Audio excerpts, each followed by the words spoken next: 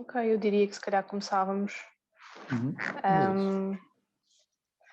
Então, boa tarde a todos. Bem-vindos ao nosso último webinar do Supersonic.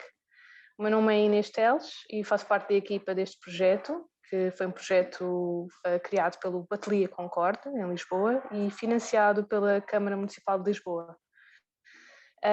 O projeto decorre até ao final deste mês, sendo que ainda temos um workshop gratuito e uma exposição, que irá acontecer no final do mês. Podem tomar conhecimento destas atividades no nosso website www.supersonic.pt ou seguir-nos nas redes sociais, no Instagram nomeadamente.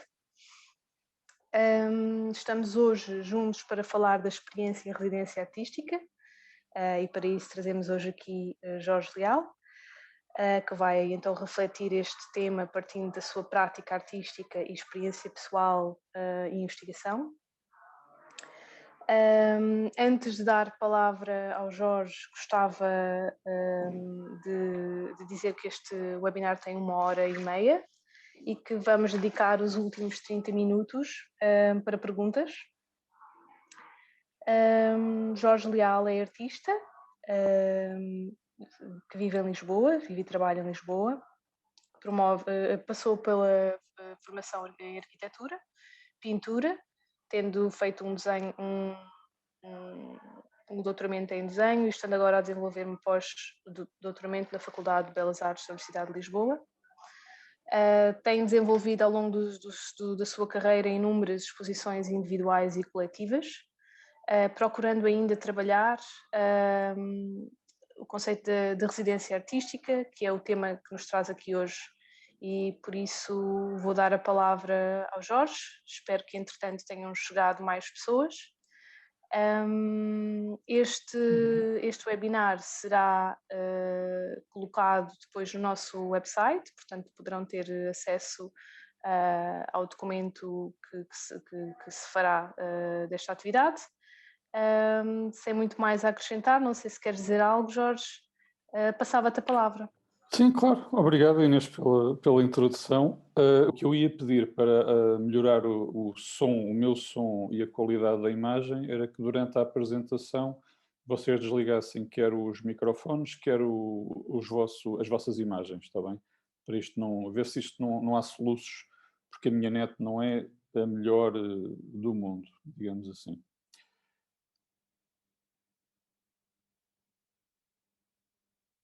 Ok. E vamos então avançar. Vou só aqui partilhar a minha tela.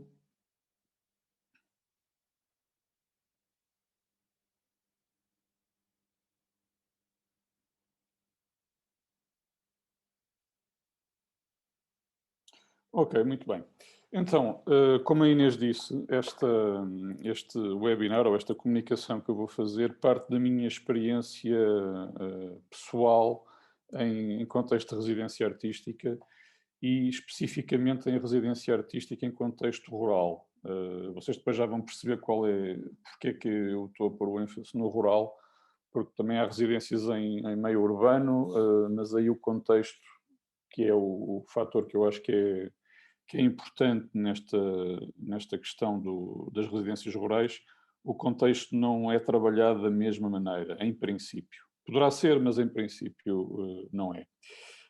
E ao fazer programas de residência artística comecei a pensar ou a ficar curioso sobre a história e para perceber porque é que a comunidade artística tinha chegado a esta situação de ver residências artísticas.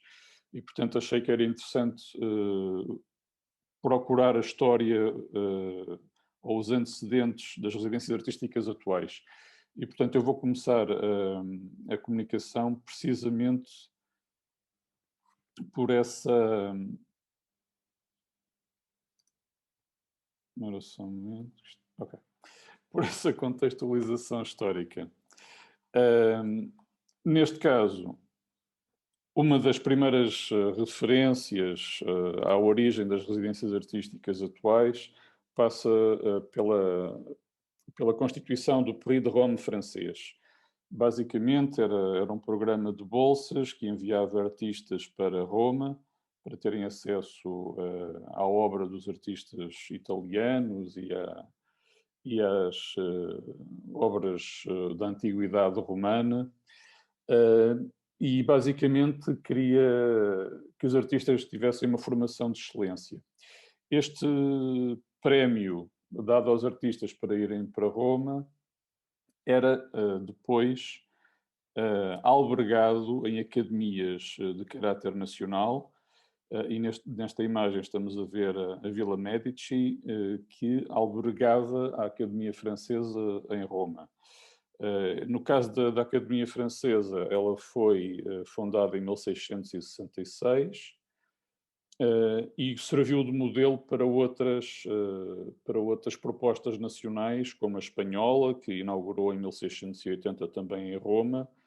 Estas duas eram de caráter nacional, portanto eram promovidas pelo Estado, enquanto que, por exemplo, a Academia Americana em Roma e a Academia Alemã já eram patrocinadas individualmente e foram um pouco mais tarde. A Academia Americana em Roma só foi fundada em 1894, enquanto que a alemã foi apenas em 1910. E tinham realmente um caráter nacional e os programas, basicamente, albergavam os artistas, eles podiam trabalhar, fazer cópias a partir dos mestres e tinham alguma formação também dada nas próprias academias. Em Portugal também houve duas pequenas aventuras de fundação de academias. A primeira versão foi a Academia Portuguesa em Roma, que tem uma data incerta de fundação, depende dos autores.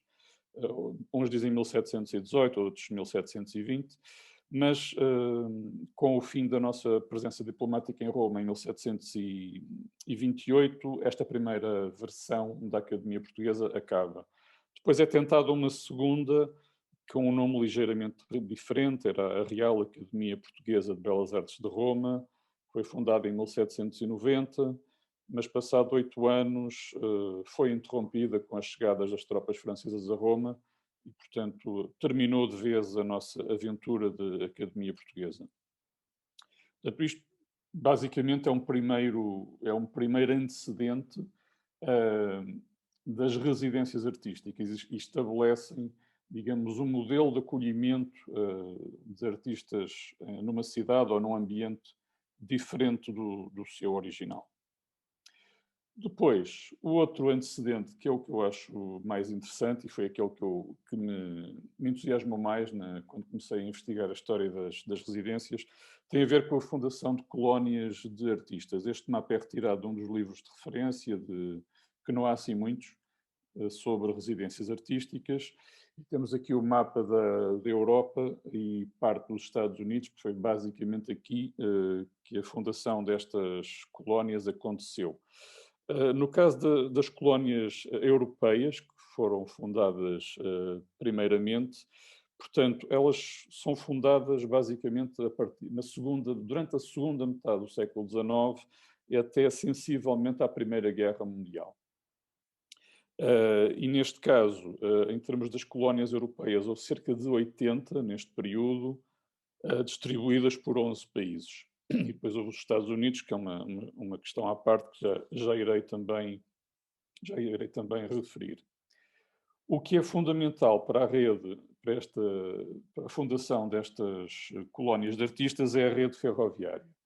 A expansão da rede ferroviária permite aos artistas uma mobilidade que antes não existia, e temos que nos lembrar que o automóvel só surge mesmo no final do século XIX e não é acessível a toda a gente. Curiosamente, a rede ferroviária é também aquilo que permite que o turismo aconteça. E muitos relatos dos artistas que frequentavam as colónias tinham precisamente esta questão de implicarem com a presença dos turistas, uma vez que era uma presença, por vezes se tornava demasiado numerosa e esta fuga contemplativa relativamente que se pretendia ao ir para o campo, acabava por ficar um pouco distorcida com essa presença dessas pessoas que, inclusive, eram atraídas pela presença dos artistas. Estas colónias francesas mais conhecidas, como é o caso de Barbizon, que está aqui na imagem, ou Pont-Aven, que aparecem em todos os livros de história, de arte, neste caso, estavam infestadas de turistas a partir de uma certa altura da vida destas colónias. E, portanto, os artistas tiveram que começar a encontrar colónias alternativas ou sítios alternativos para fundar outras colónias. Depois, outro caráter interessante nas colónias de artistas, que também é bastante comum, ou que está presente nas residências artísticas atuais, é a mobilidade dos artistas entre as colónias. Só para terem uma ideia, as colónias artísticas históricas europeias foram frequentadas por cerca de 35 nacionalidades, sendo que os americanos, os alemães e os ingleses, e presumo eu que seja por uma questão financeira, tinham mais poder económico para viajar, portanto havia esta grande circulação entre as colónias. E obviamente que nestes encontros casuais se constroem depois parcerias e se organizam exposições noutros países. Muito semelhante ao que acontece hoje em dia na rede de residências artísticas atuais. Neste caso, eu trouxe aqui algumas imagens. Portanto, o Max Liebermann, que é um artista alemão, frequentou estas residências todas. A lista não está fechada, mas foram as residências que eu consegui localizar em que ele esteve a trabalhar. O Kreuer também frequentou bastantes, mas depois esteve muito tempo em Skagen, e esta pintura que está aqui foi pintada em Skagen, que é uma pintura que tem a ver com esta questão da boémia, que era muito intensamente vivida por estes artistas das colónias. Aqui o Alexander Harrison também é um americano que vem para a França, depois volta para os Estados Unidos e depois ainda regressa à Europa outra vez. E esta pintura também foi muito conhecida na altura, ganhou uma medalha num salão parisiense, e que tinha a ver, claro, com esta ideia da Arcádia, não é? Portanto, eles estavam todos à procura desta ideia de uma natureza pura e impoluta, e que nós sabemos que não é verdade. Havia questões quer de cheiros, há descrições de cheiros imundos em aldeias pescatórias, questão de construções que não eram desejadas e eram editadas na pintura. Portanto, isso também é muito interessante de pensar. Obviamente que não é para o contexto desta comunicação, mas a relação destes artistas com o contexto não era apenas uma relação de relato ou de representação de tudo o que viam. Havia uma grande edição, porque queriam transmitir uma ideia do rural idílico. Depois aqui trago-vos o último exemplo dos artistas de que circulava, foi o Paul Gauguin. Portanto, ele só teve em duas colónias. Depois há um período em que ele vai para as Ilhas Francesas, volta. Esta cabeça Breton é tudo menos Breton, obviamente que ele já estava com os modelos das Ilhas Francesas, e depois então em 95 ele parte de vez para o Tahiti e nunca mais regressa. Depois, uma coisa que é interessante também tem a ver aqui com a fundação das colónias. As colónias europeias, por norma, eram fundadas ao redor de um albergue, porque era isso que permitia aos artistas inicialmente instalarem-se, e depois, lentamente, normalmente os donos dos hotéis começavam a construir outros albergues, ou os artistas começavam a alugar casas, alguns depois compravam, construíam. Portanto, havia uma economia à volta desta frequência dos artistas nestas colónias. De igual modo, os comerciantes mais hábeis começavam a ter linhas de fornecimento de material de belas artes para os artistas, para que eles se fixassem ali e continuassem a gastar o seu dinheiro na comunidade. Depois, mais tarde, nestas colónias de artistas europeias, começaram a ser desenvolvidos projetos educativos. Raras são as colónias que partem logo de um projeto educativo na Europa, enquanto que nos Estados Unidos, por norma, era isso que acontecia. E neste caso, nos Estados Unidos, o que acontecia a partir de uma certa altura era que os artistas veteranos das colónias europeias, ou seja, muitos americanos que voltavam aos Estados Unidos, fundavam uma escola. É o caso, por exemplo, do Burge Harrison, que é o irmão do Harrison que vimos anteriormente, que fundou a escola em Woodstock, que é uma colónia que ainda hoje existe como colónia viável, obviamente num modelo um pouco diferente, mas continua a existir. Esta fundação de colónias nos Estados Unidos, por volta de 1910 já havia tantas colónias nos Estados Unidos e que maioritariamente eram na costa sudeste dos Estados Unidos. Portanto, havia tantas que os artistas americanos já não sentiam então a necessidade de vir para a Europa como 3 décadas antes. Depois, a questão das colónias, obviamente que a partir das vanguardas, ou a partir dos anos 30, esta relação da pintura ao ar livre, ou esta razão de ser da pintura ao ar livre e por isso ir para o campo, deixou de fazer muito sentido. E as colónias, houve ali uma altura que ficaram um pouco descaracterizadas ou sem uma função. Mas a partir dos anos 30 até aos anos 50, as vanguardas começaram a revitalizar as colónias.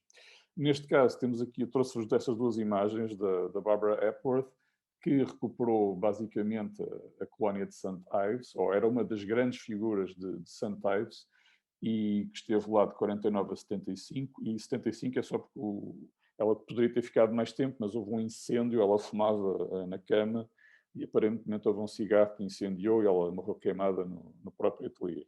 Não é assim a história mais agradável. E no caso dos americanos, Provincetown foi frequentada, por exemplo, pelo Motherwell, o Jackson Pollock também lá passou, e neste caso a Ellen Frankenthaler, durante a década de 60, frequentou muito Provincetown, principalmente nas sessões de verão. Isso também é uma questão que existe muito nas colónias. Muitas colónias de artistas eram frequentadas intensamente no verão, mas durante o inverno havia uma comunidade bastante mais reduzida de artistas. Nem todos ficavam lá o ano inteiro. Depois, em termos da vida das colónias ou da evolução destas colónias, na década de 60 e 70, obviamente com os movimentos de contracultura, as colónias começaram a ser associadas mais a vidas comunitárias, questões ambientais também começaram a aparecer e as colónias deixaram de ser eminentemente artísticas, digamos assim. Portanto, evoluíram para outra coisa. Algumas colónias ainda existem hoje em dia, mas com modelos ou muito turistificados, portanto, basicamente são pontos de férias, por exemplo, St. Ives ou Provincetown neste momento são eminentemente sítios turísticos, embora tenham, obviamente, aproveitem isso, aproveitem a presença dos artistas do passado para essa turistificação, mas continua a haver alguma comunidade, mas obviamente já não é uma comunidade de artistas de vanguarda na sua maioria. Depois, na década de 80 e 90, e só para digamos, terminar aqui este enquadramento, começam então a surgir as residências de artistas com o modelo atual, principalmente de iniciativa ou de fundações ou de alguns museus, e começou então a haver esse programa de instituições que acolhiam artistas para produzir peças ou para exposições ou então para estarem a trabalhar a partir de um contexto específico. A grande explosão de residências artísticas ocorre já no século XXI, e eu lembro-me perfeitamente, no início dos anos 2000, começar a ouvir falar de residências artísticas, e de facto isso entrou no ecossistema das artes de maneira muito, muito forte, e mais uma vez é um meio de transporte que vem permitir essa explosão de mobilidade, que é o avião e com o início dos voos low cost, que permite que os artistas circulem entre continentes para ir fazer uma residência de 2 ou 3 semanas e deslocam-se milhares de quilómetros. Portanto, essa relação do meio de transporte que permite o turismo é o mesmo que permite a mobilidade dos turistas. Agora, é também interessante pensar nas residências artísticas não como permanências dentro de uma instituição, mas como estadias em determinados locais por iniciativa privada dos artistas. Portanto, eu trouxe-vos aqui 2 exemplos, o Van Gogh e o Matisse Derrain em Collioure, porque são realmente situações de viagens de trabalho, digamos assim. No caso do Van Gogh, ele realmente queria fundar a colónia de artistas do Sul, porque realmente as colónias em França eram todas no norte do país. Como sabemos, a fundação da residência não resultou. O Gauguin ainda foi ter com ele durante uns meses em 1888, mas não correu bem a relação e o Van Gogh acabou por ficar em Arles e depois foi para Saint-Rémy durante 2 anos. Mas basicamente é uma residência artística autogerida, digamos assim. No caso do Matisse do Derrain, como há outros casos, eles estiveram no verão em 1905 em Collioure, isto é na costa sul de França, já perto da... Aliás, isto é na Catalunha francesa, e estiveram alguns meses a trabalhar e basicamente estiveram a construir as bases do que veio a ser o Fauvismo. O Derrain, salvo erro, não voltou a Collioure, mas o Matisse alugou lá uma casa e voltou vários anos. Eu não sei os anos de cor, mas ele voltou vários anos seguidos. 1906 e 7 eu sei que voltou, o resto da sequência não tenho de cor. E pronto, e eles estavam lá 2 ou 3 meses a trabalhar e depois voltavam a Paris durante os meses de mau tempo, digamos assim. E trago-vos aqui outros 2 exemplos destas residências artísticas autogeridas. No caso do Max Ernst, ele construiu esta casa de madeira, que está aqui na fotografia, no Arizona. Ele descobriu esta paisagem por acaso e reconheceu nesta paisagem os cenários das pinturas que ele tinha pintado anos antes e, portanto, ficou lá a trabalhar. E no caso do Donald Judd é uma situação mais radical ainda. O Donald Judd foi comprando, a partir de 73, foi comprando progressivamente edifícios e terrenos para construir mais edifícios, para construir habitação, sítios de trabalho, mas principalmente locais para expor as suas obras, porque ele estava muito insatisfeito com o modo como as instituições museológicas e galerias de arte instalavam as suas peças. Portanto, ele construiu, digamos, um universo para ele poder estar em paz com esse lado criativo. E pronto, em termos de enquadramento histórico, é isto. Agora, interessa também pensar ou falar dos modelos de residência artística atuais. E, mais uma vez, friso, vou falar dos modelos de residência que são em âmbito rural. Aqui nesta imagem são duas bases de dados de residências artísticas, e há muitas mais, obviamente, a Transartist e a Resartist. Nestas plataformas nós podemos ver residências artísticas dos vários continentes, podemos selecionar se é em ambiente rural ou se é em ambiente urbano, podemos selecionar o país, podemos selecionar também a duração, se é pago ou não pago, e isso ajuda-nos a selecionar. Obviamente que a oferta é imensa, eu não vos vou dar um número, porque eu não tive essa preocupação do número, estão sempre a entrar e a sair, e com esta situação do Covid, neste momento há muitas organizações que ainda estão na plataforma, mas que já não estão a funcionar neste momento, ou algumas até que já deixaram de funcionar. isto foi grave também para as residências.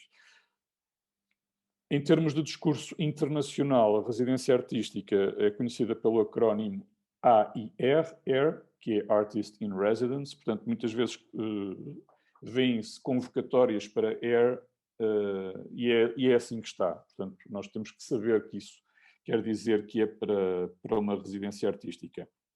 Em termos de acesso a uma residência artística, basicamente, ou é por open call, ou seja, uma chamada de propostas, que pode ter um prazo específico ou pode ser em contínuo, todo o ano, ou então pode ser por autoproposta. Depende um pouco da organização. Claro que estas propostas variam muito em complexidade dos programas. Portanto, pode ser apenas uma sinopse de meia folha ou pode ser um processo de candidatura bastante complexo, com muitos elementos, desde portfólios a CVs, vídeos, uma entrevista prévia. Portanto, pode variar muito nessa complexidade. Eu trago-vos aqui alguns exemplos bastante diferentes uns dos outros para dar uma ideia da variedade de propostas que existe no mercado.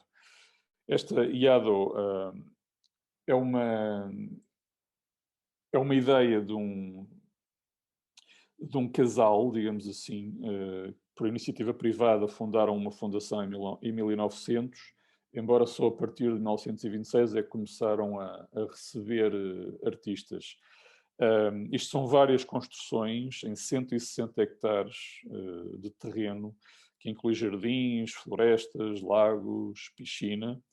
Esta via é gratuita, portanto não se paga nada, tem a duração de entre 2 semanas a 2 meses, que é também, digamos assim, o prazo normal da maior parte das residências, e inclui alojamento, ateliê privado. Neste caso da IADO, não há atividades complementares, ou seja, não há obrigatoriedade de apresentar um trabalho final numa apresentação pública ou numa exposição, não é necessário ter ateliê aberto, aliás, ou, por exemplo, fazer uma conversa com curadores. Não há nada, é mesmo só uma residência de trabalho. Aqui no caso da Nida, é um caso muito interessante porque a colónia de Nida existiu no final do século XIX e tinha sido fechada em 45 com a anexação do território depois da guerra. E em 2011 a colónia foi reativada pela Academia de Artes de Vilnius e serve não só como local formativo para os alunos da academia, mas para receber artistas de todo o mundo. Neste caso, na NIDA, há um pagamento, ou seja, os participantes da residência pagam, mas têm acesso a um ateliê de cerca de 65 metros quadrados. Neste caso é um apartamento-ateliê, vive-se e trabalha-se no mesmo espaço. No caso da NIDA, o programa inclui exposições, apresentações públicas e a possibilidade de entrar numa publicação da organização. Aqui na La Joia, é uma das residências deste boom do século XXI. Ela foi fundada em 2009 por iniciativa de artistas, portanto, são um grupo de artistas que fundou. São 20 hectares de terreno num parque natural, basicamente é uma finca espanhola, isto é na Andaluzia espanhola. Neste caso, as estadias duram entre 1 a 2 semanas e as estadias são pagas. Apesar de haver um estímulo à partilha de ideias entre artistas, assim como a elaboração de um pequeno texto como remate da residência, não há mais compromissos nenhuns, são só estes. Agora, a questão aqui é que os preços são elevados e, portanto, a experiência desta finca, para além do local de trabalho e local de residência, é a comida que é feita com produtos locais. Portanto, isto já se aproxima um pouco de um modelo quase de hotel rural ou hotel de charme.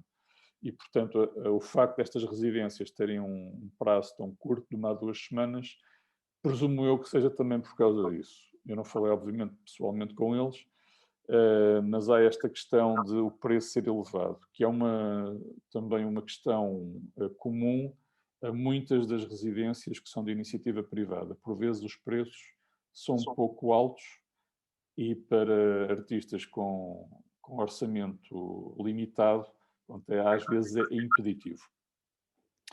No caso aqui da Cultivamos Cultura, que é uma residência em que eu já participei, o pagamento não existe, portanto é gratuito. Nós temos acesso a um quarto e a um espaço de trabalho num ateliê comunitário.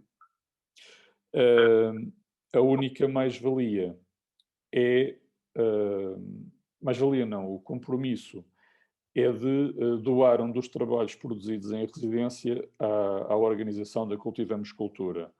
Essa peça depois é integrada em exposições que a Cultivamos faz regularmente, quer em Portugal, quer no estrangeiro. Ou seja, ao participarmos na residência, depois os nossos trabalhos participam em exposições, e isso eu acho que é uma boa contrapartida.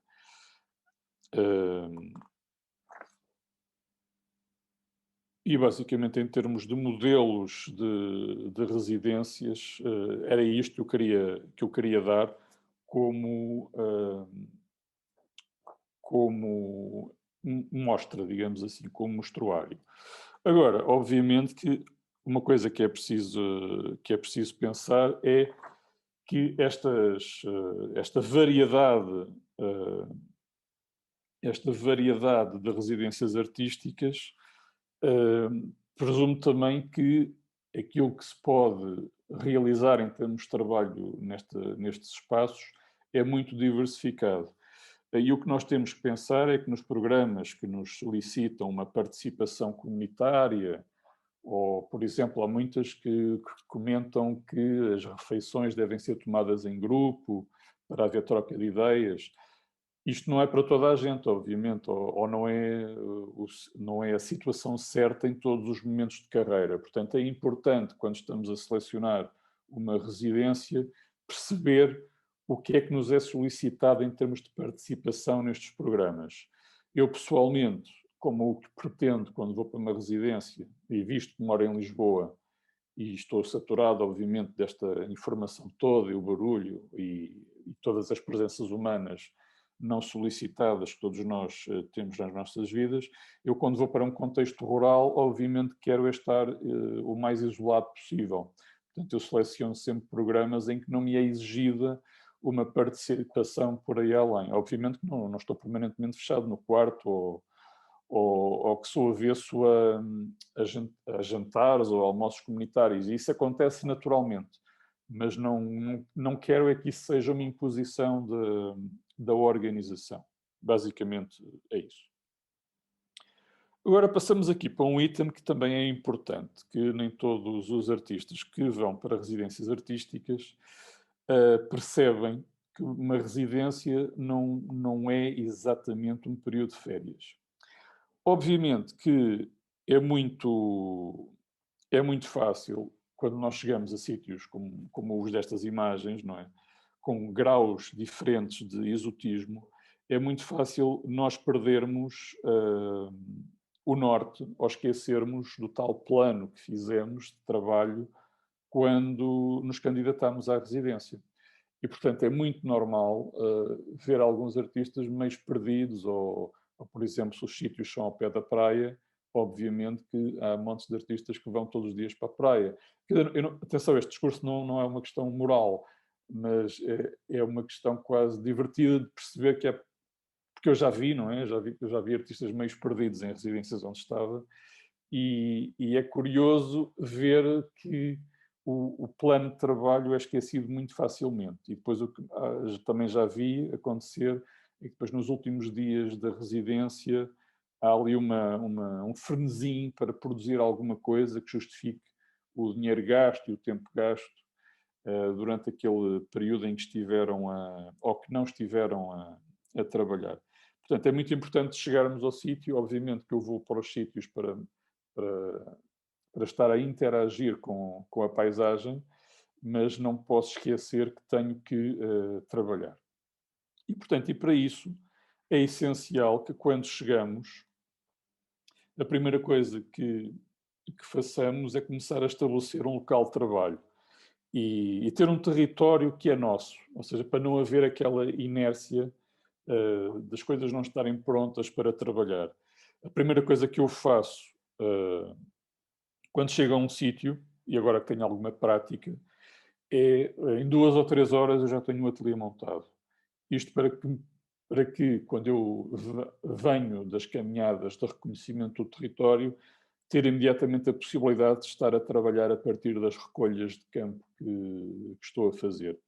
E isto para mim é muito importante, porque uma residência começa realmente a funcionar a partir do momento em que criamos rituais de trabalho. Sem rituais de trabalho é muito difícil começar a fazer render a residência. Depois há aqui uma questão também para a qual eu sou sensível, que tem a ver com a tendência que existe muito nas residências em contexto rural, que é quase uma obrigação de trabalhar a partir da cultura local, ou criar sinergias com artesãos, ou articular o projeto de algum modo com a população local. Eu acho que estas propostas são muito interessantes e são muito importantes também para vitalizar comunidades locais. O que eu não acho interessante é que seja uma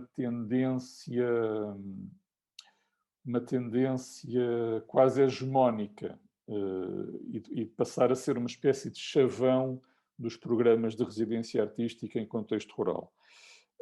Porque nem todos os artistas têm interesse. Eu, pessoalmente, não tenho muito interesse em trabalhar com...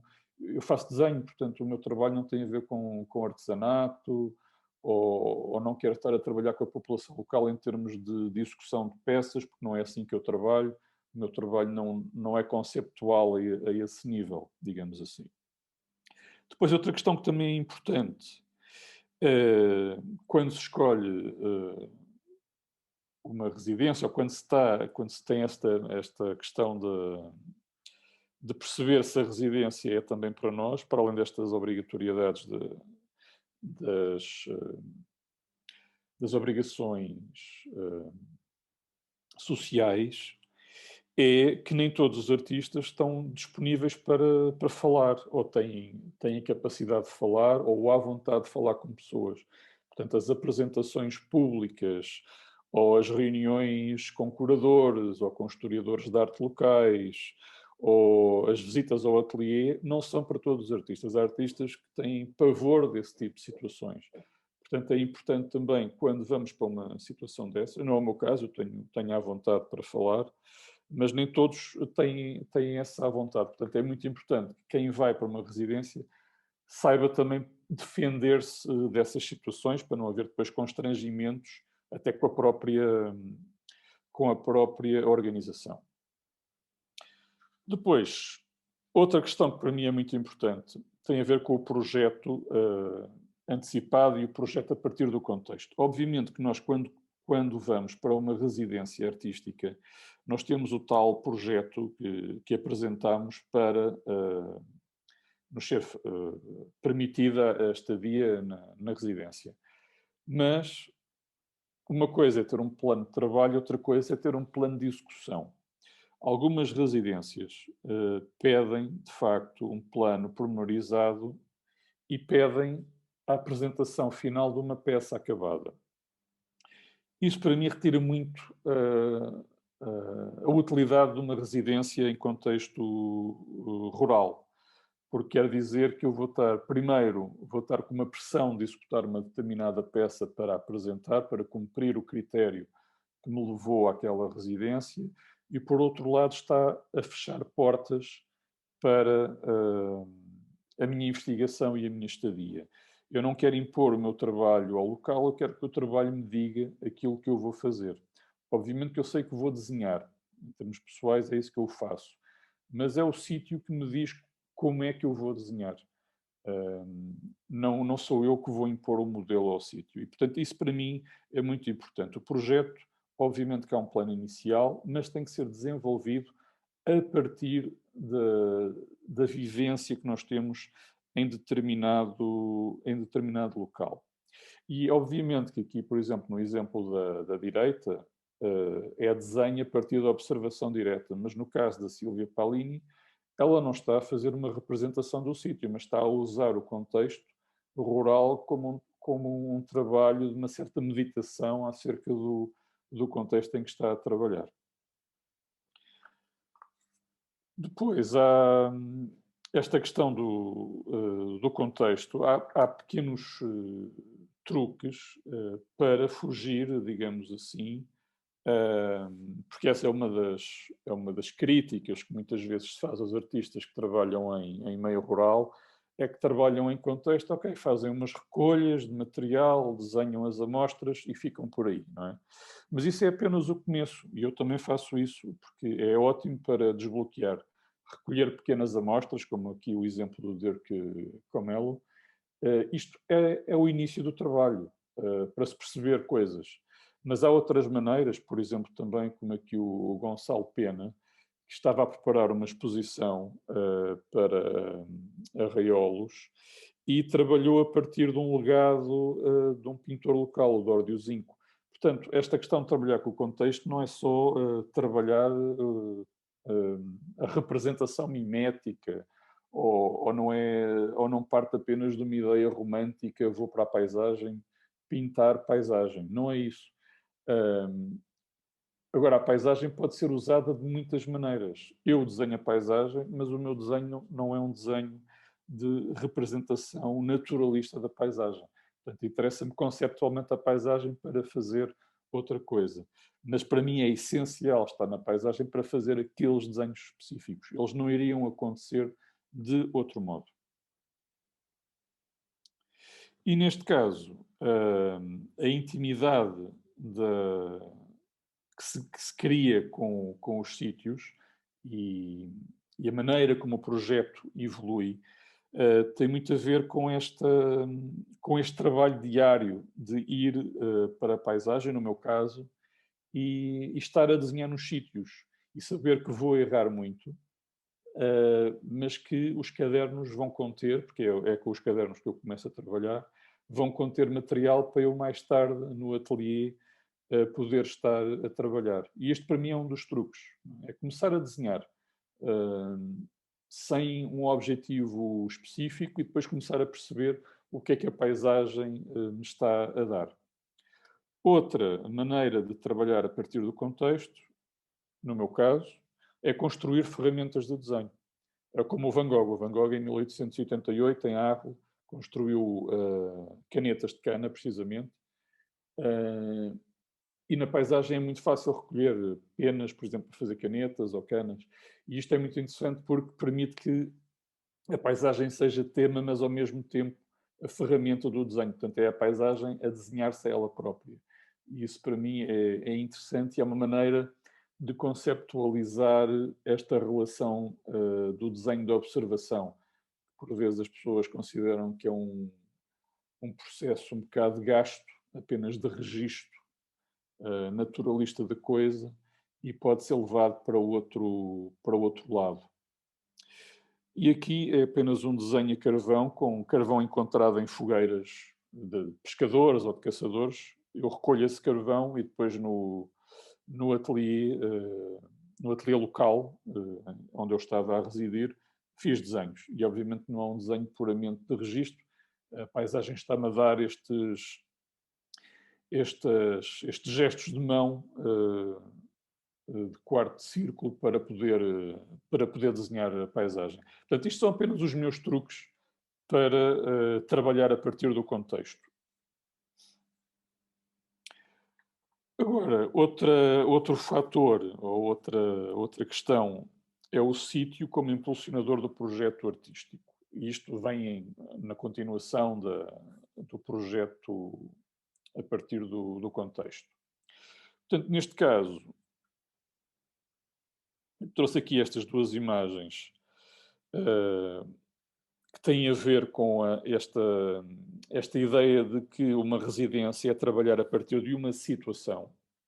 Portanto, estes dois artistas não estão a trabalhar a representação, digamos assim, estão a trabalhar outros conceitos. No caso da Mika Ano, ela está a trabalhar uma peça escultural que usa a paisagem, a própria paisagem, para construir a peça, mas no caso do Bill Byrne, ele, apesar de estar a interagir com o contexto, a peça dele não usa o contexto matericamente. Portanto, o contexto é apenas um cenário para ele construir a peça. E isto também, para mim, é fundamental para perceber até que ponto a deslocação para o sítio é útil ou não. Nós estamos ou não a aproveitar o contexto para construir as peças? Isso, para mim, é uma das perguntas mais úteis de fazer quando se está em residência. É perceber o que é que está a acontecer no nosso trabalho. Depois aqui, estas imagens são captadas, eu muitas vezes, a maior parte das vezes vou sozinho, mas por vezes vou acompanhado. E uma coisa que é muito importante de trabalhar em contexto rural, e estamos sempre a falar de paisagem, em princípio, é muito importante perceber que há uma diferença entre estar na paisagem ou estar em frente ou acima da paisagem. E isto liga um pouco também com o conceito oriental de quando se representa alguma coisa, a melhor maneira de o fazer é ser-se a própria coisa que se está a representar, ou seja, neste sentido de uma relação íntima com o tema que se está a trabalhar. No meu caso, eu digo representar, porque é a partir da representação que eu estou a trabalhar. E é muito importante esta situação desta permanência nos sítios.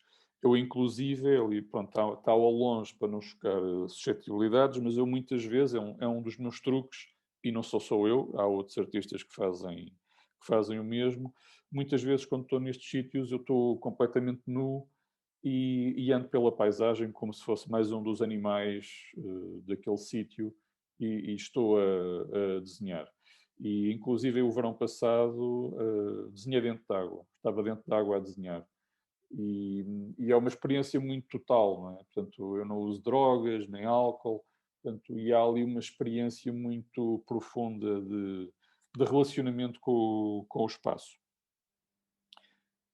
Agora, finalmente, para terminar, antes da nossa conversa final, que espero que aconteça, vamos falar então da avaliação dos resultados, perceber as repercussões da residência artística e ter uma ideia de como é que se avalia a importância da residência artística no nosso trabalho. Portanto, é questão de perceber se realmente o contexto foi instrumental para a investigação que estivemos a fazer, isso é muito importante, ou se, pelo contrário, provocou uma distorção e uma disrupção negativa no nosso trabalho. Acontece muitas vezes em artistas que estão em contexto rural, que fazem aquela coisa típica, artistas mais novos, já vi isso acontecer, que o trabalho de residência limita-se a ser uma recolha de elementos vegetais ou uns animaizinhos, umas pedrinhas, e depois fazem umas montagens. Portanto, é uma espécie de trabalho escolar, digamos assim, de recolha de material. Eu acho que é um ótimo início de residência, mas não é um trabalho em si. É difícil que isso constitua um trabalho por si só. Portanto, é importante ter esta noção de que temos que avaliar o trabalho e temos que viver o trabalho de residência para além de uma mera recolha de amostras. Mesmo que essas amostras sejam para ser usadas mais tarde, quando se volta para o ateliê habitual, como é o meu caso, eu também trago coisas para casa, mas a mera recolha não pode ser uma residência. Quer dizer, pode ser, mas não me parece que seja uma residência absolutamente conseguida, digamos assim. Neste caso aqui eu trouxe duas possibilidades de utilidade de residência. No caso da Bel Ferreiros, é uma exposição de final de residência. Portanto, há uma aferição do trabalho realizado e na imagem da direita é uma apresentação que eu fiz numa residência já há bastante tempo. Estes trabalhos, aliás, até já nem existem, já pintei por cima. E são sempre momentos de aferição do trabalho que se faz. Obviamente que esta aferição pode ser feita também quando se volta para o ateliê normal. Isso é uma coisa que eu aconselho toda a gente e eu faço, ou seja, quando se chega ao ateliê habitual, ou à nossa casa, pôr os trabalhos todos à frente para vermos o que é que realmente aconteceu. Isso é muito importante. Ou então, por exemplo, a escrita de um pequeno texto para se perceber, para arrumar ideias, perceber o que é que aconteceu.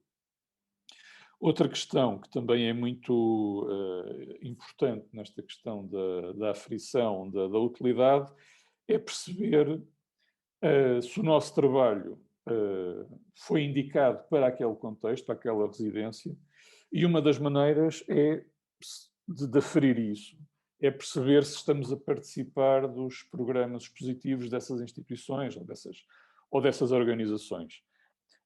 Neste caso são duas exposições de final da residência e, portanto, há aqui um acolhimento da residência também na apresentação do trabalho final. E, portanto, isso também é um modo de aferir se o que estamos a fazer está a fazer sentido para quem está à nossa volta. Outra maneira é também fazer uma instalação própria. Isto foi uma instalação que eu fiz o verão passado, não fazia parte da residência, esta montra está no edifício do Ateneu 14, mas não faz parte da residência, mas eles aproveitaram que eu ia estar lá e perguntaram-me se eu tinha interesse em participar do programa da montra, e obviamente que eu disse que sim, porque me parecia bastante interessante. E mais uma vez, isto é uma maneira diferente de trabalhar a partir do contexto, porque na aldeia, isto é São Luís, em Odmira, perto de Vila Nova de Mil Fontes, todos os artistas, pelo menos que eu conheça, que trabalharam lá, e eu já tive muitas vezes em São Luís, em trabalho de residência, vão todos ao chinês comprar material de trabalho. E, portanto, aqui a corda de estender, as molas e as fraldas foram todas compradas no chinês e apenas a tinta da China é que trouxe de Lisboa. Portanto, toda esta exposição é trabalhada a partir do contexto e estes desenhos partem de desenhos feitos em caderno na paisagem, que eu depois aqui no ateliê do Ateneu fiz versões nestas fraldas. Portanto, isto são maneiras de perceber a utilidade também da residência. E depois, finalmente, há um conceito que eu acho provavelmente o conceito mais útil para quem trabalha no contexto de residência, que é um conceito de open-endedness, ou seja, de infinitude. Ou seja, o trabalho que se faz em residência não tem que terminar no momento em que nos vamos embora. Portanto, eu acho muito importante que se faça muito trabalho, ou pelo menos algum trabalho, enquanto estamos em residência, mas é muito útil que o trabalho e toda a recolha e investigação que se faz durante esse período possa continuar quando se volta para o nosso contexto habitual. Neste caso, eu trago-vos aqui uma imagem de uma exposição coletiva do ano passado, cá em Lisboa.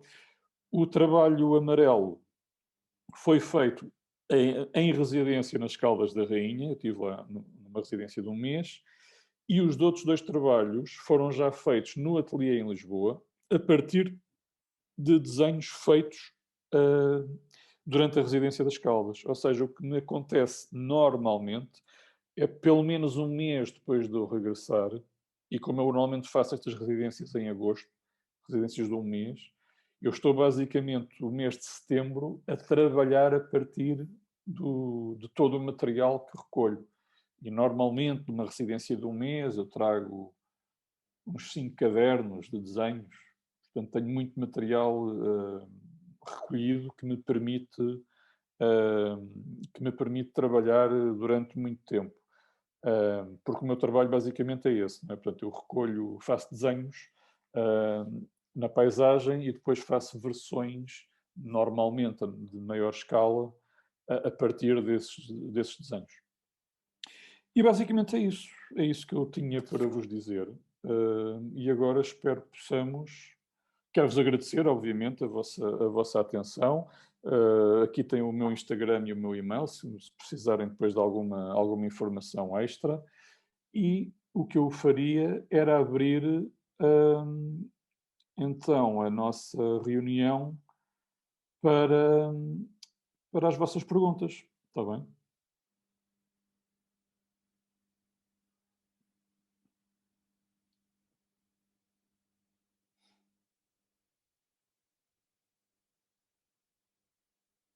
Já sabem que para fazer perguntas têm que ligar o microfone.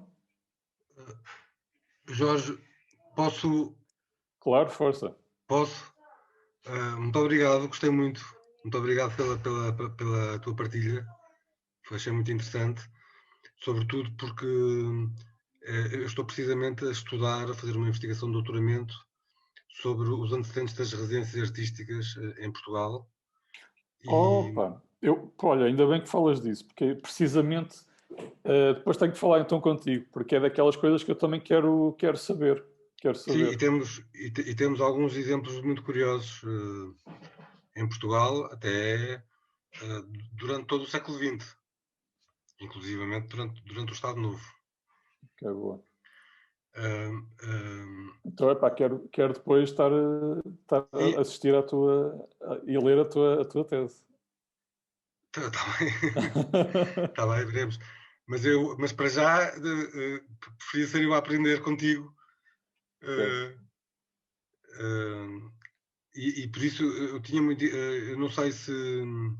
Uma das coisas que eu. Quer dizer, a minha tese não é. Eu já estou a antecipar, porque não é sobre os antecedentes das residências, não é esse o foco. Uhum. A tese chama-se precisamente as deslocações do ateliê, desde o ar livre até às residências artísticas na arte portuguesa. Okay. A minha ideia é precisamente. O meu tema central é o ateliê e os momentos de deslocação que vamos verificando em vários períodos da história, em que o ateliê se torna um sítio onde se negocia muito, não só deslocações físicas, mas também deslocações de sentido, tornam-se sítios também de socialização, quer dizer, todas as funções do ateliê possíveis, de exposição, etc. Eu gostava de saber se por acaso tu não tens ideia em Portugal, estavas a falar dos antecedentes, das primeiras residências artísticas que houve cá em Portugal. Se tens alguma ideia de que... Epá, não, por acaso não, porque esta literatura que existe, que não é muito vasta, só para terem uma ideia, eu encontrei até agora 3 livros sobre a história das residências, portanto que é muito pouco, não é? Sim. Depois há uma tese americana que eu também consegui, uma tese, mas nem sequer é de doutoramento, é de mestrado. E depois há uns artigos que apanhei, não é? Depois há os sites das próprias colónias, mas que muitas vezes são tratados a partir de instituições que parecem muito locais e muito municipais, não é? Municipais pejorativamente, não é? Sim. No sentido amador, digamos assim. Portanto, não há assim muita informação.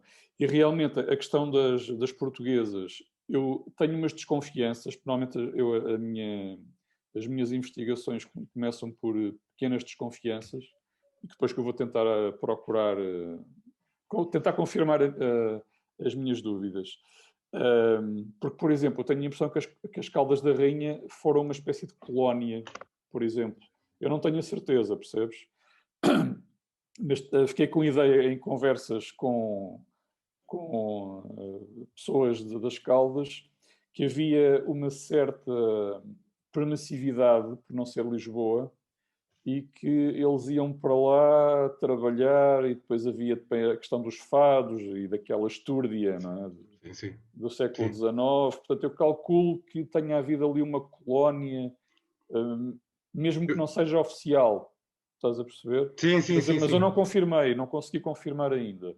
Sim, colónias propriamente, colónias como Barbizon, isso não haveria, mas há muitos relatos, por exemplo, eu sei que no Norte, sobretudo professores do Porto, tiveram o hábito, o José de Brito, por exemplo, tinha muito o hábito de levar alunos no verão para uma casa dele em Santa Marta de Portozelo e estar lá umas semanas a trabalhar. Era mais nesse contexto também de ensino. Silva Porto fazia muito isso, ia com os alunos passar umas tardes ali aqui em Lisboa, ou à Tapada da Ajuda, por exemplo. E há assim uns relatos assim, colónias dessas, como se descrevem em França e nos Estados Unidos, não Quer dizer, algumas destas colónias até eram bastante pequeninas e até quase informais, não é? Portanto, mas em Portugal eu calculo que não tenha havido nenhuma, porque senão também acho que já todos tínhamos ouvido falar. Não, houve aqueles grupos, o Grupo Ar Livre e o Grupo Silva Porto, que faziam excursões, até fizeram uma associação com associados, todos os anos faziam estas saídas para o ar livre durante um mês, financiadas com as cotas dos associados. Mas era uma coisa pontual, imóvel, não era... Okay. Não iam para lá pois, e agora estou-me a lembrar de duas questões. O teu orientador é o João Paulo Queiroz, por acaso, não? Não, é o Fernando Rosa Dias. Ok. Porque no outro dia foi noutra conferência que eu estava a participar e o João Paulo Queiroz referiu que aparentemente, eu depois não consegui desenvolver para não monopolizar a conversa, não é? Mas ele referiu que uma das diversões ou uma das coisas que lhe dá muito gozo é localizar sítios atuais onde pinturas são realizadas. Pronto, isso era só uma chega para ti, pode ser uma coisa útil para ti. Se falares com ele, talvez ele tenha pistas. E outra que estava-me a lembrar era precisamente isso que me estavas a falar, do Estado Novo, por causa agora está-me a faltar o termo, que são os colonatos, aqueles colonatos do Estado Novo, não é? Porque, acho que é no Montijo, houve um colonato, não foi? Tenho a impressão que houve. E que o Artur Boal até trabalhou lá a fazer umas pinturas. Quem? O Artur Boal. Não sei. Eu acho que é no Montijo. Eu já lá expus, agora estou a pensar se é no Montijo ou no Seixal, mas acho que é Montijo, salvo erro. E eles têm lá uma parte informativa na sala que se chama Sala Artur Boal. Ok. E, portanto, eu tenho a impressão que havia mais do que um artista a trabalhar ali. Okay. Agora, aquilo era uma espécie de empregos estatais, digamos assim. Sim. Um bocadinho como aconteceu no New Deal americano, não é? Que o Estado pagava artistas para fazer os murais nos edifícios públicos e tal. Pareceu-me que era uma coisa desse género. Está bem, obrigado. Mas pronto, isso pode ser uma pista também. Mas eu, pronto, é tal coisa. Tenho curiosidade, mas ainda não consegui... Pronto, é tal coisa. Tenho uma data de caminhos de investigação, não é? Para além do meu pós-doc, que não tem nada a ver com residências, então, pronto, às vezes não consigo ir a todas. Está bem. Só para não estar a ocupar mais tempo, depois eu gostaria muito de conversar. Sim, manda-me um mail. Eu meto aqui no bate-papo. Está bem. Okay. E assim é mais fácil. Eu vi, estava na apresentação, eu tirei. Tiraste? Pronto. Mas eu ponho aqui de qualquer modo para alguém que não tenha visto e fica com o contacto. Boa, mas olha, fiquei com muita vontade de ler o teu doc. Era bom que já tivesse, era já uma boa leitura. Era já. Andava já. Ok, então, mais perguntas? Boa tarde. Boa tarde. Eu fui sua aluna o ano passado. Estás boa, sim, então, eu lembro. 3 dias. Acho que foi no tempo da máscara, não foi? Ainda foi no tempo daquele calor horrível. Pronto, queria dizer publicamente que foste a única pessoa que me tirou o complexo do desenho e que me pôs a desenhar. Digo isto a toda a gente. Foi o complexo do desenho, assim, afinal eu sei desenhar. Portanto, toda a gente sabe desenhar. Não sei. Pronto, e a partir daí fiquei bastante entusiasmada. E pronto, além de estar à espera que se haja presencialmente outro curso de desenho para continuar, porque agora já sei que o complexo já foi embora. O trauma do... Vai haver. No final do...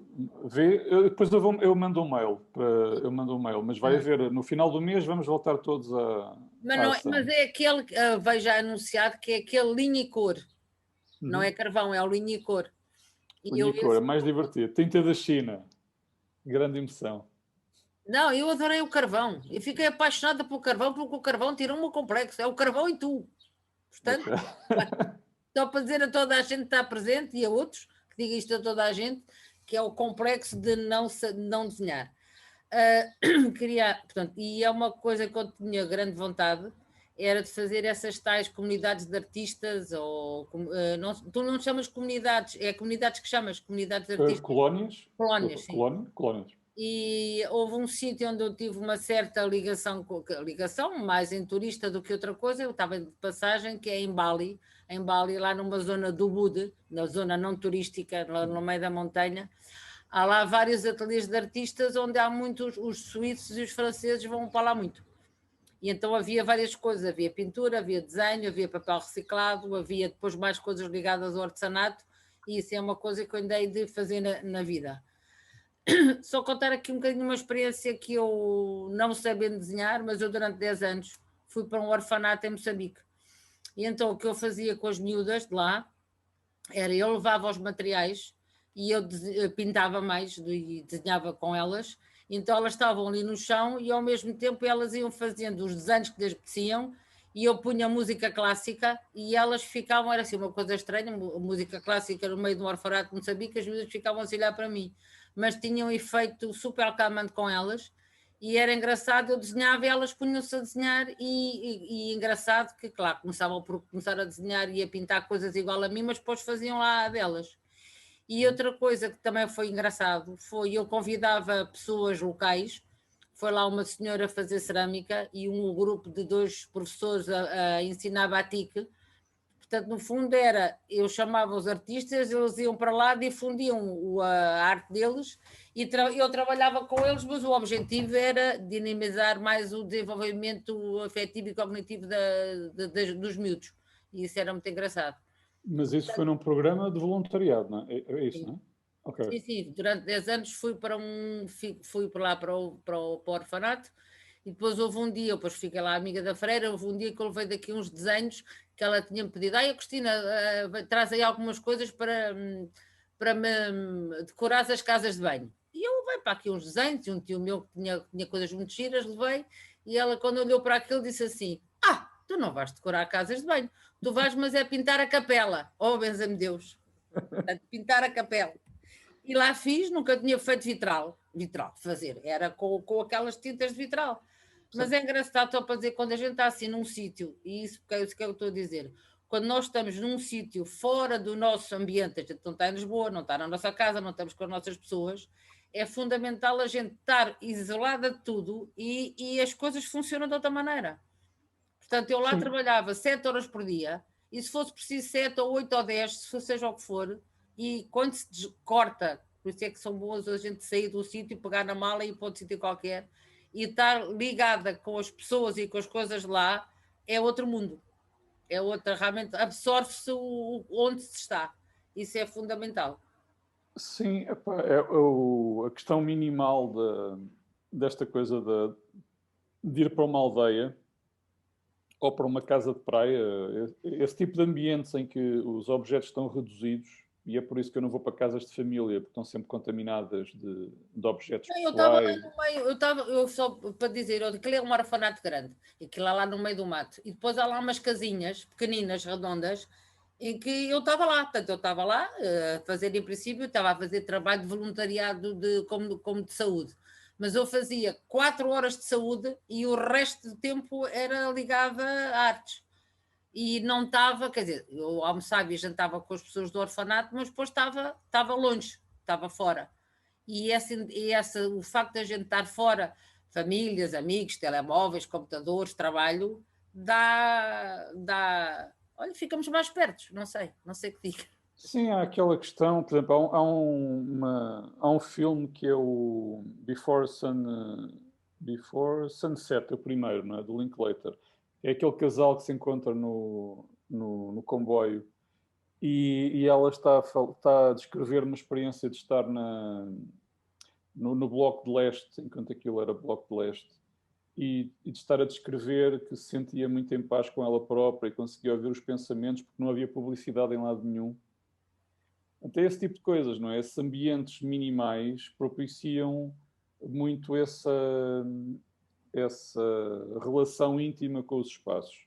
Eu tenho muita dificuldade neste momento em relacionar-me com a cidade, porque está cheia de gente, cheira mal. Quer dizer, agora não cheira nada, porque com a máscara agora não consigo cheirar.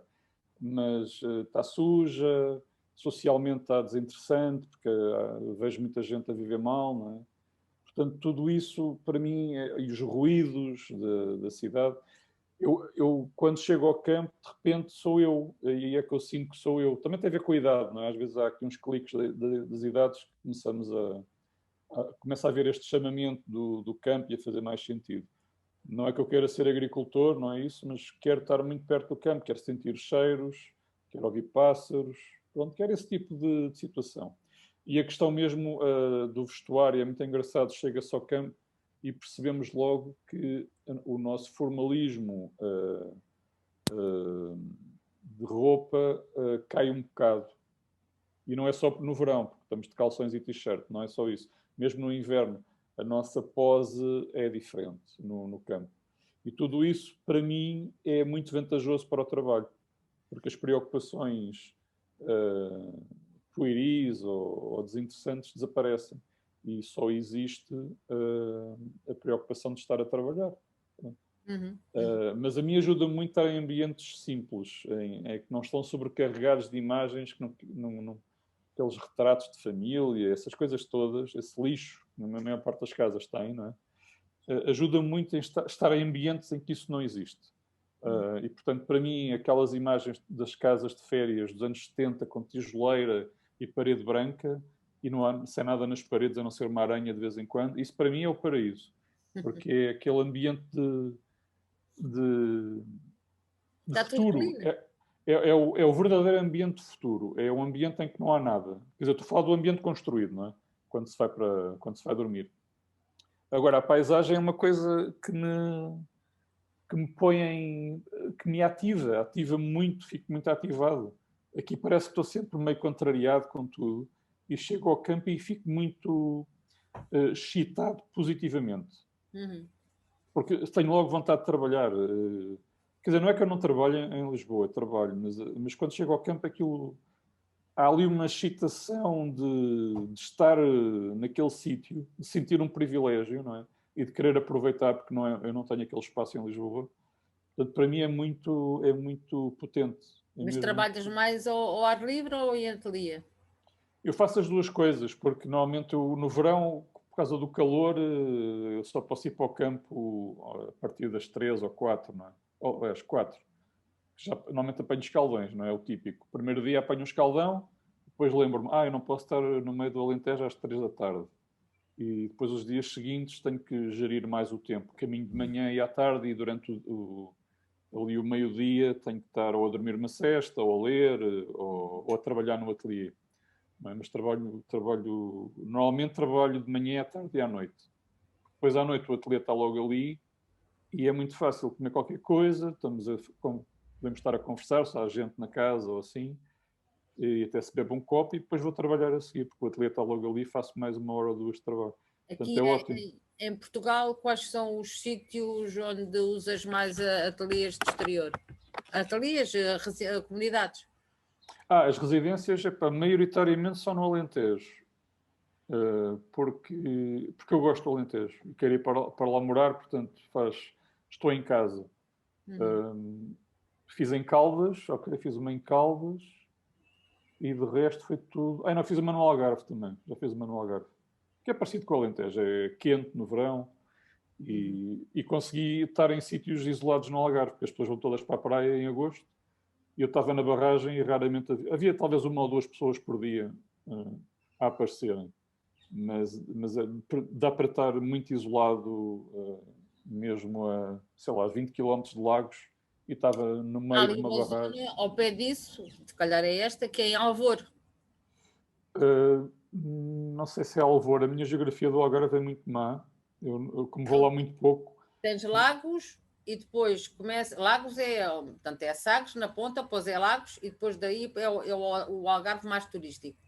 E é logo a seguir a Lagos, há uma zona de pescadores que tem a Ria de Alvor, que é um braço... Não, mas era para dentro, a barragem era para norte, era a barragem da Bravura. Uma barragem muito grande e maravilhosa, eu adorei. Foi assim uma epifania E eles muito grande. aceitam, portanto, em Portugal, esse trabalho dos artistas que querem ir para o campo é com relativa facilidade que tu mexes nesse meio para arranjar para ires?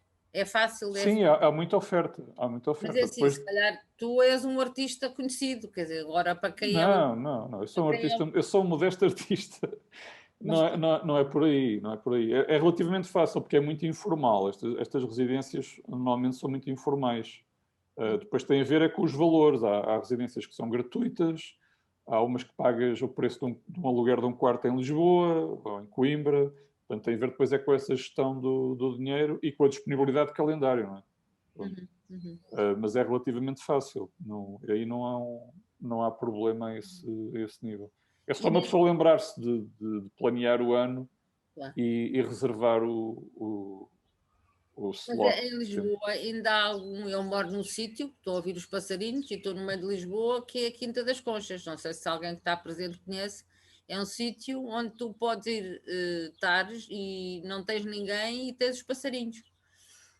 Sim, mas aparece mais gente, é diferente. Não posso estar tudo nu aí, não é? Pronto, Isso que eu ia dizer. Pronto. Ia dizer assim, não podes estar nu. Podes, mas não vou dar alguém te chatear. Não, mas, por exemplo, se calhar às 7 da manhã podes, mas há um sítio muito, muito agradável de se estar. Sim, mas não é campo, não é? Apesar do campo, pronto, isso também é uma coisa que é importante perceber, é que a paisagem portuguesa não há um único metro quadrado que não seja construído, não é?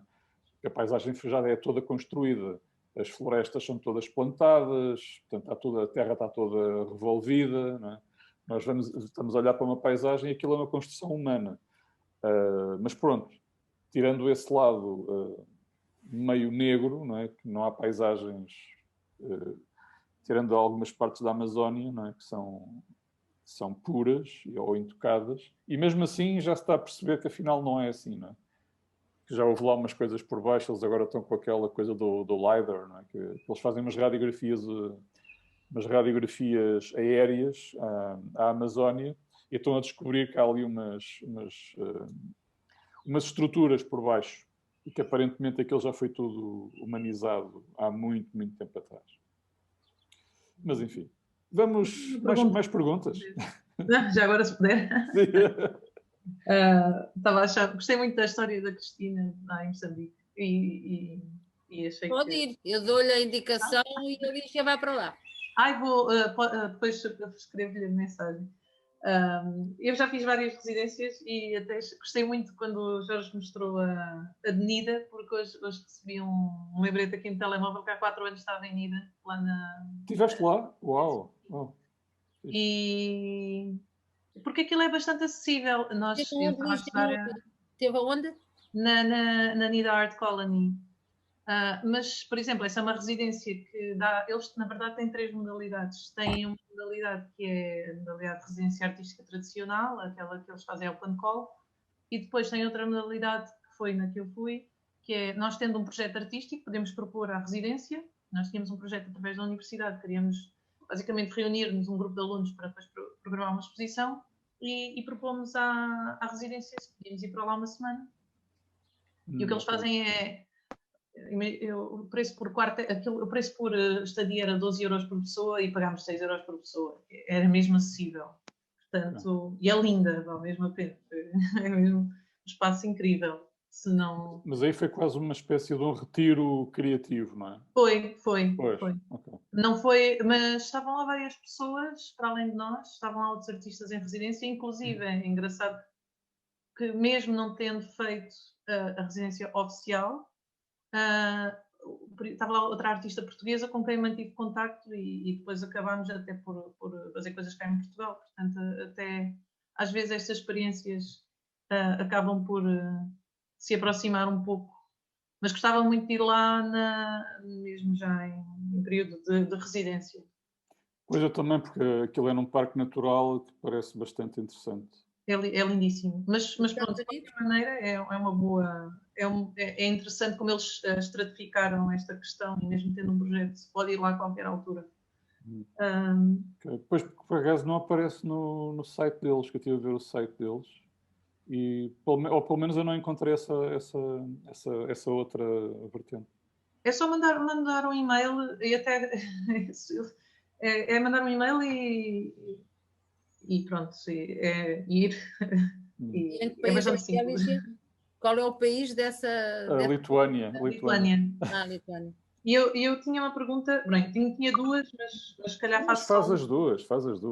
A primeira a primeira é relacionada com... Ok, a primeira é relacionada com o desenho, porque muitas vezes acho que às vezes parece que quando se traz um projeto de desenho para uma residência, parece que às vezes é um bocadinho difícil de...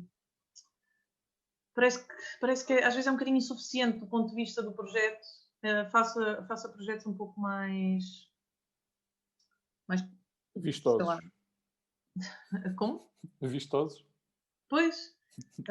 E às vezes eu, quando preparo uma candidatura, parece que às vezes que se digo que vou para um sítio desenhar e tenho estas ideias de explorar estas dimensões do lugar, parece que não fica muito suficiente. Portanto, às vezes, aqui é só se tem algum conselho, ou se quer só se tem alguma partilha que queira... Quer dizer, o conselho não tenho porque, como eu te digo, as residências que eu faço são sempre em sítios bastante informais, não é? Mesmo a de Caldas, que foi no Centro Cultural, epá, eu já conheço o José, que é o diretor, das conversas que fomos tendo, não é? Tratamos por tu, epá, e temos conversas porreiras quando eu lá vou, portanto é tudo muito informal. Mas eu também sou muito informal a partir do momento em que começo a falar com as pessoas. Interessa-me trocar ideias e estar excitado com os projetos. Portanto, ou seja, eu conselhos não te dou. Eu percebo isso do que me estás a dizer, não é? Ainda para mais agora com esta história do desenho expandido, não é? E a malta está sempre à espera que um tipo saque do bolso um novelo de lã, não é? Para fazer um desenho tridimensional com os preguinhos na parede, não é? E eu estou a ser bastante irónico com esta... Eu não tenho nada contra, não é? Mas são coisas que me dão vontade de rir, pronto. Devia haver um artista a fazer comédia verdadeiramente com propostas artísticas, porque eu acho que era divertido, até para desmontarmos todos estes esquemas, até porque parece que a malta não sabe, ou que nós acham que a gente não conhece a peça do Tatlin, ou assim uma coisa, não é? Anda tudo a ir à mesma fonte e, pá, vá lá, a gente já sabe, foi o Tatlin, então faz lá mais alguma coisa, não é? Portanto, eu percebo esse lado. Mas é tal coisa, é o texto, não é? É a lábia que nós temos depois para apresentar e embrulhar o projeto. Tal famigerado conceito, não é? Que pode até não ser nada, não é? Mas é uma maneira de convencer alguém que nós temos direito a estar naquele sítio. Mas eu não me sinto nada complexado com o desenho, percebes? Antes pelo contrário. Não. Às vezes é só, sei lá, às vezes é só... não sei, às vezes é só... Parece que às vezes apetece-me dizer só que quero ir para aqui desenhar e não quero. Mas é isso. E às vezes o que eu faço acabo por reservar uma semana num sítio qualquer e vou. E não faço, e utilizo isso como... Mas pronto, isso é uma... Mas estás a falar que fazes também residências informais, é isso? Sim, também. Pronto, faço as duas. Já fiz algumas. Pois, eu acho que isso é para mim, começou-me a bater muito esta... Apesar de ter sido provavelmente a residência com melhores resultados, esta última que fiz, no verão passado, comecei a pensar, ok, mas eu venho para aqui, acabo por pagar o mesmo que estou a pagar, se calhar vou para um sítio, algures no Minho, e arranjo uma casa pelo mesmo preço. Estás a perceber? Portanto, comecei a pensar em termos de fator dinheiro, que se calhar consigo estar noutro sítio, não ter constrangimentos sociais, posso estar completamente isolado e estou a trabalhar na mesma. Mas pronto, mas é uma questão que se me pôs. Mas acho que é interessante a parte do turismo funcional, não é? Que é uma coisa que também se fala nestes textos que eu tenho apanhado de residências artísticas. Aliás, há um texto que é precisamente a Escola de Vilnius, que tem uma data de livros editados por eles próprios, e há um que fala sobre as residências artísticas. Aliás, eles falam de Nida. Aliás, foi a partir de Nida e de outra residência que eles estavam a combinar esforços para pensar o que era isto. de fazer residências. Agora perdi-me. Estávamos a falar nas autopropostas, não é? Nas autogeridas. E eu acho que faz sentido. Eu acho que faz sentido. Agora, eu tenho algumas dúvidas sobre residências curtas. Eu já fiz, só que eu acho que rendem pouco, porque aquela imersão no sítio acontece muito. Eu já fiz 3 residências, acho eu, do mês. E às vezes as epifanias acontecem na última semana. É. E não é que eu tenha estado a preguiçar. A questão é que o clique acontece na última semana. Sim. Nessa avenida eu até fiquei lá uma semana, achei que não era suficiente e depois marquei mais 2 semanas para voltar lá. Depois não consegui, porque estava em Erasmus, então foi tipo, Okay. Mas percebo isso. Normalmente 3, 4 semanas é quando começa a pessoa já a estar meio... A minha segunda pergunta era em relação a... como eu estudei na Estónia e na Letónia e nestes países as residências fazem parte do currículo académico. E eu na Faculdade de Belas Artes também fiz Erasmus lá nesses países e depois estive na Faculdade de Belas Artes.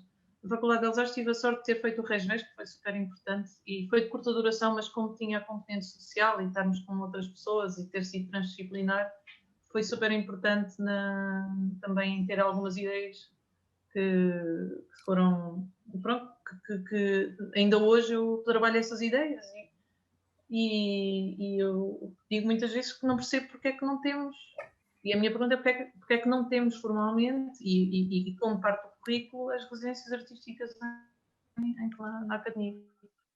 É assim, eu não dou aulas nas Belas Artes, não é? Mas eles têm já alguns protocolos com residências. Mas não fazem parte não fazem parte do... Pois não fazem parte do currículo, acho eu. Pelo menos tenho a sensação que não fazem. Mas eles trabalham.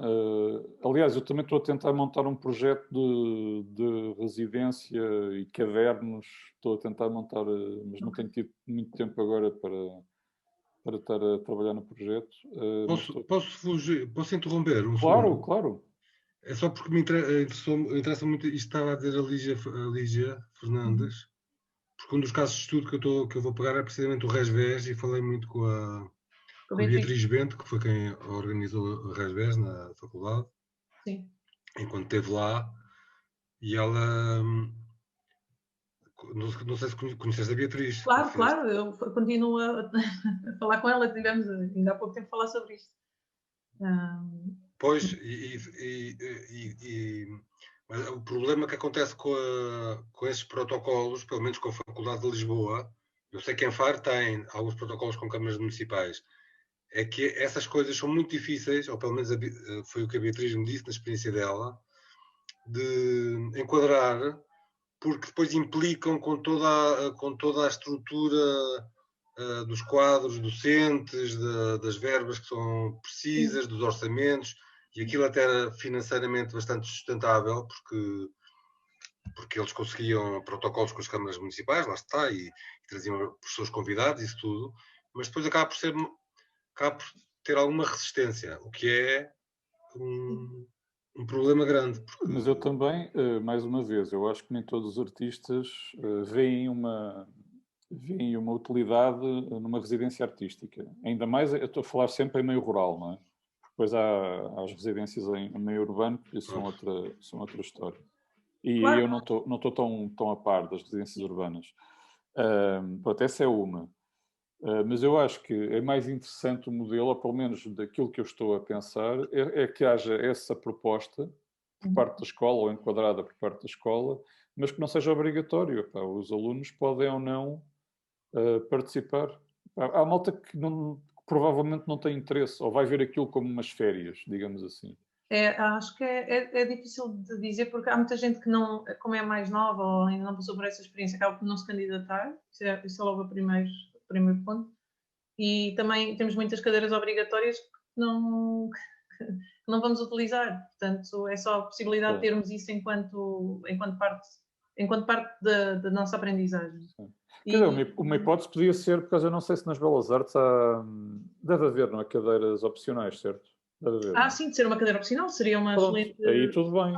Aí acho que era talvez a mais pacífico, digamos assim. Ser obrigatório eu acho que não faz sentido. Sim, não implica muita... Mas outra coisa também que é um problema, normalmente, também falei com a Beatriz, e foi a questão de, como há sempre uma seleção, e no caso do Resves não havia, era por ordem de chegada, mas quando há processos de seleção nas universidades, o que acontece é que são sempre as mesmas pessoas, e depois o que acontece é que às vezes há pessoas que poderiam dar-se muito bem em contexto de residência e acabam por não ter, mas pronto, isto é um assunto que mexe um bocado comigo, porque realmente eu, tendo estudado em universidades onde isto fazia parte do programa, depois também consegui ver o resultado no trabalho dos alunos, e acho que é muito interessante isto estar e a sair do espaço. Mas pronto, olha, isso já me dá aqui mais um lamiré para o projeto. Lígia, e tu gostaste muito de fazer, a Resves foi importante para ti participar, já agora fico... Foi extremamente importante, foi extremamente importante. Fizeste no primeiro ano, estavas em que fase do curso? No ano, depois havia uma vaga e coincidência em Castelo de Vido, e eles fizeram também fazer 3 anos.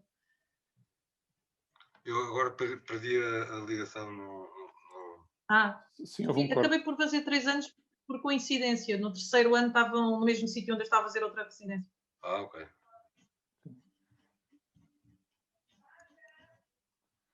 Muito bem. Há mais perguntas ou não? Ainda está aqui.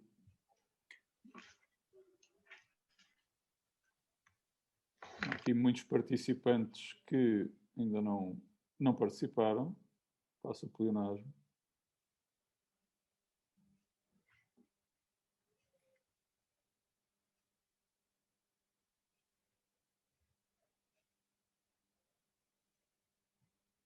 Ou se houver alguém mais tímido, pode escrever no chat.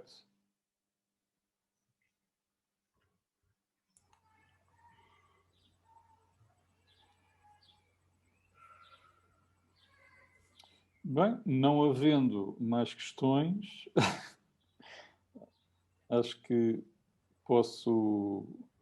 podemos fechar a reunião. A não sei que pronto, quem participou quer dizer mais alguma coisa. Queria perguntar, se calhar não Sim. faz sentido nessas comunidades artísticas, com uma pessoa como vai com um projeto individual e vai sozinha, ou com outra pessoa qualquer também dentro desse âmbito, não costuma haver, por exemplo, um tutor. Por exemplo, imaginemos, para desenho, imagino que eu e mais 3 pessoas vamos para uma residência que o Jorge conhece e indica, e eventualmente eu tenho um projeto A, B ou C com outras pessoas, e pedimos-lhe assim, ou ao nosso tutor, ou seja, quem for, que nos oriente ou que nos dê uma linha de trabalho. Não faz, quer dizer, este projeto não é assim. Ou também há depende, depende dos programas. Portanto, as residências onde eu vou, eu não quero mas tutorias. O Jorge vais sozinho e pronto, tutoria, exatamente. Vais sozinho. Pronto, eu não estou interessado, neste momento da minha vida, não estou interessado nisso. Eu quero estou muito saturado de interações, portanto preciso de um mês estar sem interações. Mas há muitos programas de residência que têm precisamente isso, tutorias.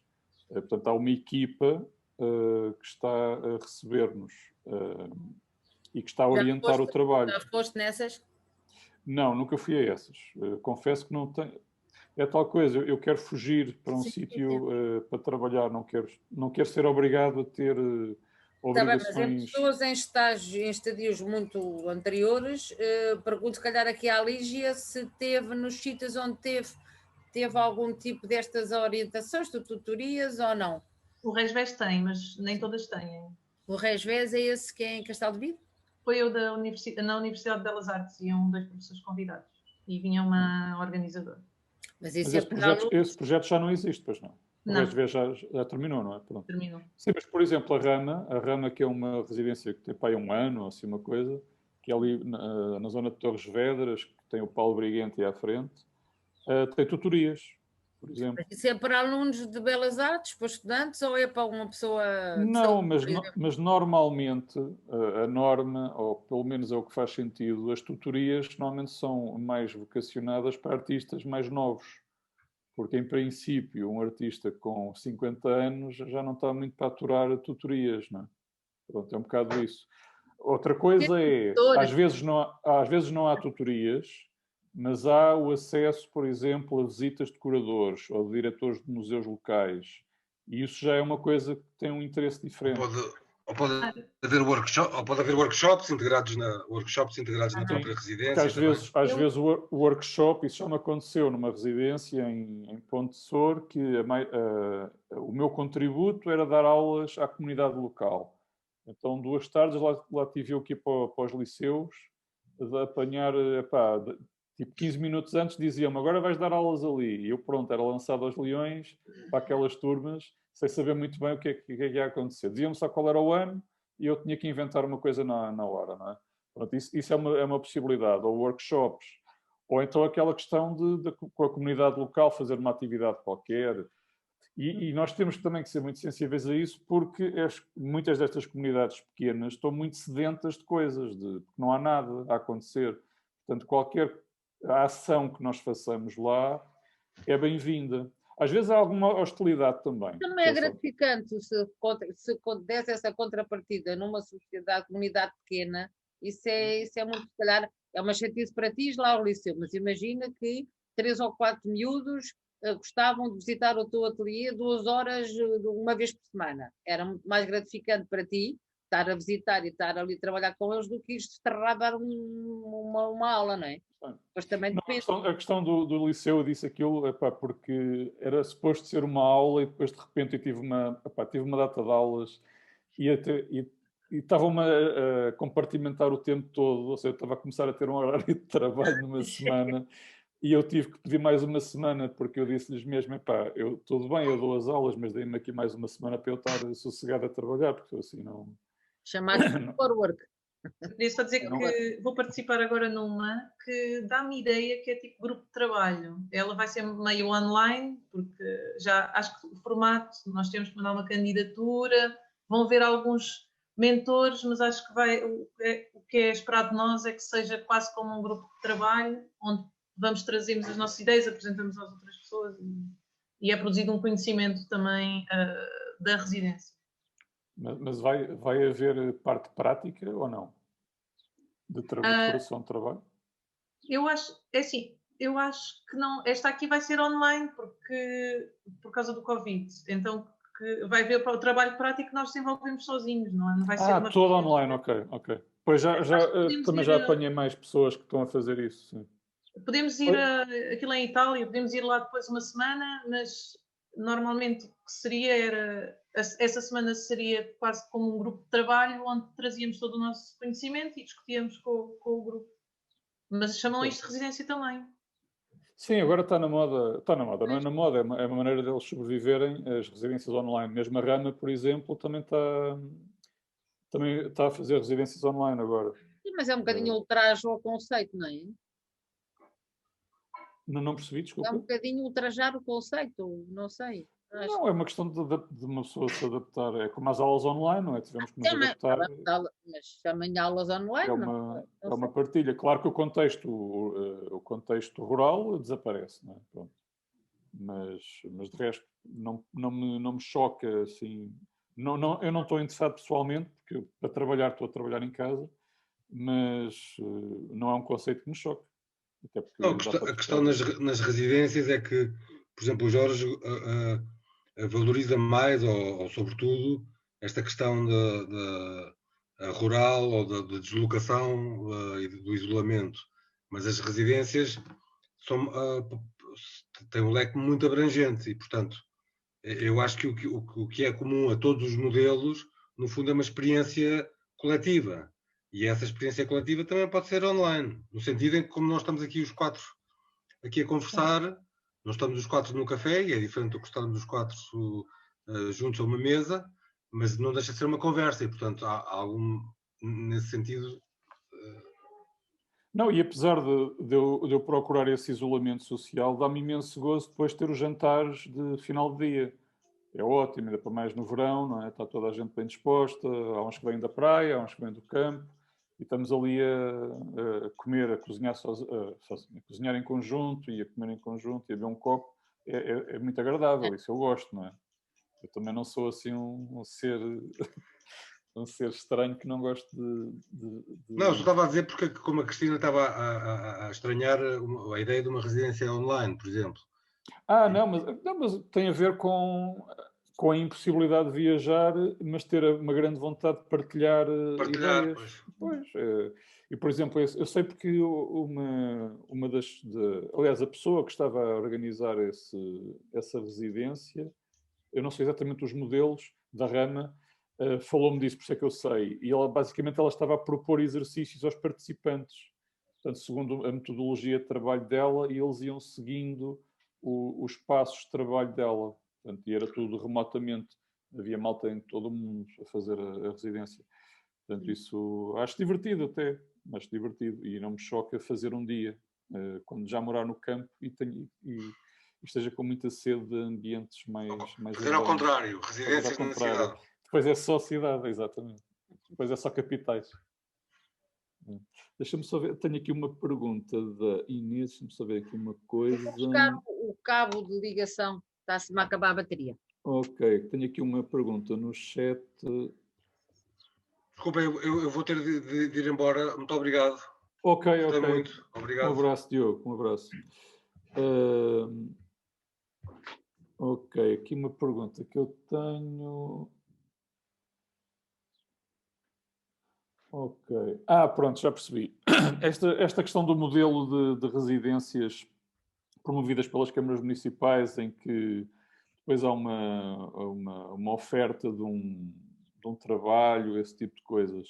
Pronto, e estão aqui a perguntar se seria uma exploração do artista. Bem, eu acho que não. Eu acho que é relativamente pacífico, desde que seja estabelecido desde o início. Aí parece-me que é normal. Não sei, Lígia, tens opinião sobre isto diferente? Parece-me que é pacífico. Eu acho que desde que haja boa comunicação, que seja claro dos dois lados. Os problemas a mim nunca me aconteceu estar num sítio e de repente as regras mudarem. Felizmente isso nunca me aconteceu. Eu sabia sempre que é que iria acontecer desde o início e uma pessoa aceita ou não por princípio. Não me parece que seja um problema. Ok. Está bem, então olha, acho que se não houver mais questões, acho que fechamos por aqui. Esta conversa já vai longa, já estamos a quase 2 horas. Agradeço a vossa participação e as perguntas finais, porque é sempre divertido poder estar a trocar ideias no final. E pronto, é isso. O vídeo depois vai estar presente na plataforma do Ateliê Concorde, no Supersonic, e eu também vou pôr no meu canal do YouTube um dia destes. Pronto, não sei se será já amanhã, mas e pronto, e é isso. E muito obrigado mais uma vez pela vossa participação e bom trabalho a todos.